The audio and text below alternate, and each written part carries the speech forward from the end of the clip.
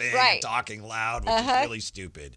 But I'm looking at not just the top 4 prospects, because let's be honest, we can't assume the Kings are going to get a top 4 pick, even if, and we don't know how many games they're going to win from here. As of right now, they would have 47.5% chance of getting a top 4 pick.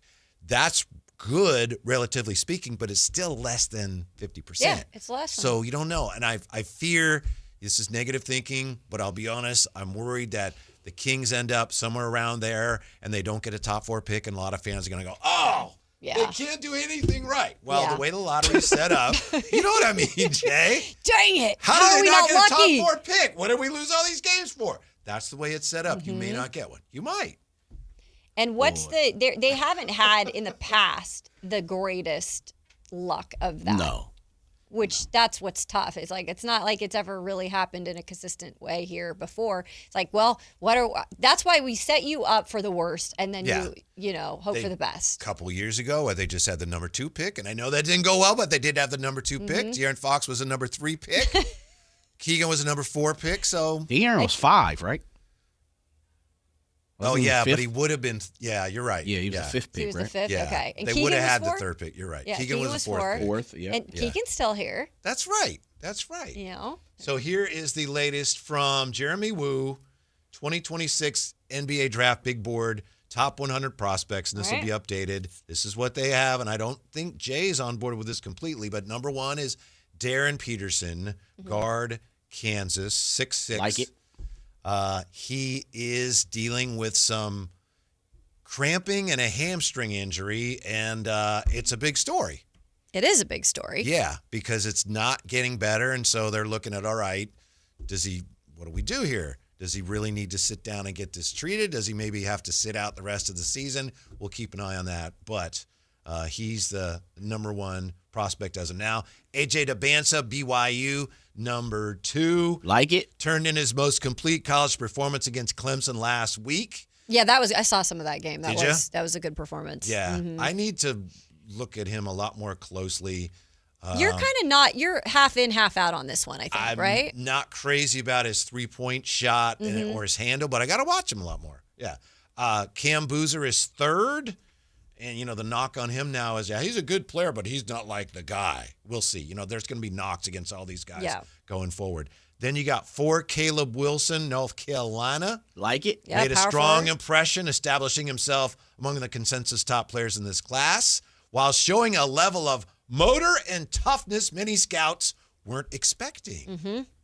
I kind of like that one as well. JD, you said you like that one? Yeah. Oh, but be careful. He's 19.4 in terms of his age. Yeah. I just love how, unless they're 18 now, they are old guys. They are old guys. As my boy JR said about him and Whitey. I mean, look at Whitey. He and I, served time in the Civil War together, for God's sake. Exactly. That's Mr. Wilson. Caleb. Mikael Brown Jr., he's 19.7. Uh-oh. He's ancient. Yeah. You might as well get the shovel out and start digging. He's aged out of draft. Right. age, Right. He watches Jeopardy and Golden Girls. I'm definitely on that level then. 6'5", Louisville, and let's see. Louisville plays Tennessee tonight. So that's going to be a really good game. Have you guys seen him play yet? No. I haven't seen him play yet. Mikael Brown? Yes. Okay, I actually take that back. Okay. I saw a snippet Okay. one night when Louisville was just, I don't know who they were playing. They were destroying them, though. So I haven't had enough to actually watch him in particular, but Louisville in general is a really talented team this year, but I've heard a lot of good stuff about Mikael. According to this, his lack of impact defensively is a concern. Well, does that fit the Given the rarity and upside of his skill set, there's major upside if he can put it all together. Kingston Flemings from Houston is 6th right? now. Yeah. Another point guard, 18.9 years old. Haven't seen him play either yet. And I think that's the highest I've seen him ranked. And then me 7th, too. Nate Ament, Tennessee. And as I said, Tennessee against Louisville tonight. He's been up. I think I've seen him as high as 4th or 5th. Me too. 6'10", freshman, 19 years of age. I'm not sure. I've seen him play a handful of times now. Yeah. For me, I like his size. What's his size right there, Whitey? What's it say? 6'10"? Listed here, 6'10", yeah. He's he plays in the post, which is very interesting. He can't shoot it, to the best of my knowledge. I haven't really seen him stretch the floor. Yeah. 28.9% from three. Yeah. It's scary. So I haven't really seen him put it up off the deck.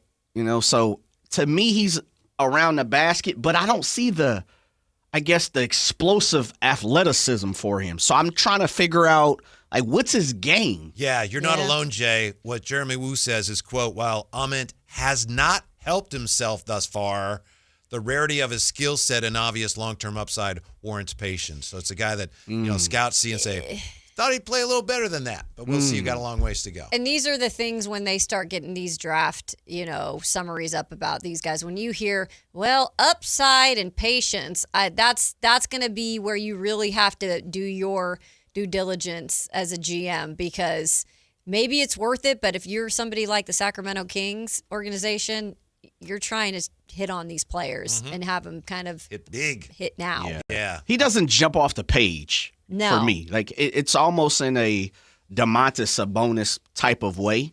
I think Domantas is a little more explosive when it comes to, his movements and athleticism. I haven't seen that from him yet. Here's the thing, Jay. Those are very cogent comments. It's not altogether surprising that Ahmed has struggled with efficiency while adjusting to the size and physicality of the college game. That's been a big one that I've read about him is the adjustment. So that I don't know. You can't really roll the dice on some of these guys. Yeah. And if you're struggling with the physicality of the college game, what happens next year? Right. Unless you're playing in the G League, but I have one. I don't think you've gotten to. Well, I know you haven't got to. Real quick is who was number 8? Number 8 is Koa Pete. From Arizona. Yeah, tall. Yeah. Who's number 9? Number 9 on this list is Jaden Quaintance. That's my guy. The center from Kentucky. That's where I'm going. He was hurt, tore his leg. Yeah. Had He's nearing his return from a torn ACL. Had a big ACL issue last year. Look, nothing against him, but he's been hurt. What do you like about him? Man, I think he's explosive. I really like him. I really, really do. I think he has. He's tall. He was 6'9", 6'10"? 6'10". 6'10". And what I got to see before he tore his ACL last year, it's like, oh man, that dude looks legit. Yeah. A good shot maker, difficult shot maker. I really like what he's bringing to the table. Kind of slender, but has a little meat, but isn't KD slender. I like what he kind of reminds me like a Aaron Gordon. Okay. Rookie Aaron Gordon, second year Aaron Gordon, but with Aaron a lot Gordon of more talent. Can shoot it better. This says Quaintance has limited ball skills and is undersized for a true 5. However, it creates uncertainty around exactly how his game will translate to the next level. He'll likely play a major role upon returning. Well, he ain't got to be a 5. That's a 4. Well suited for a vertical spacing role in the NBA and a lob threat who can run the floor and screen. Athletic. Yeah, when we come back, the conversation continues.